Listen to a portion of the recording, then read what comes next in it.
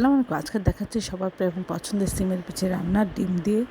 আমরা প্রথমে ডিম পোস্ট করে ছোটো ছোটো টুকরা করে কেটে নিচ্ছি। আর সিমের বিচি আর কিছু আলু কিছুটা সিদ্ধ করে অত বলক উঠিয়ে আমরা পানিটা ফেলে দিব। তারপরে এখন ডিমটা ছোটো ছোটো টুকরা করে কেটে আমরা রেখে দিচ্ছি। আমরা এখন তেলের আলু এবং সিমের বিচি সিদ্ধ করে পানি ফেলে দিলাম।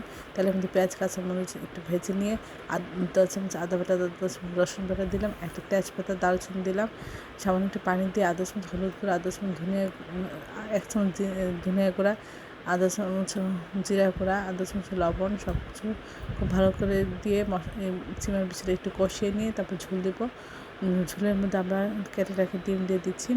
পানি শুকিয়ে সব কিছু ঠিক সিদ্ধ হয়ে ঝোলটা কমা পর্যন্ত অপেক্ষা করে নেব। সব কিছু ঠিক থাকলে আমরা নামিয়ে পরিবেশন করব। অসম্ভব মজা হয় আর এইভাবে সিমের বিচি রান্না করলে আশা করি আপনারা একবার হলেও রেসিপি ট্রাই করবেন। সবাই আমার চ্যানেলটি লাইক এবং শেয়ার দেবেন, সাবস্ক্রাইব করবেন এবং প্রিয়জনকে বেশি বেশি করে শেয়ার দেবেন। আমার চ্যানেলে সব রকমের রান্নার রেসিপি রয়েছে, আশা করি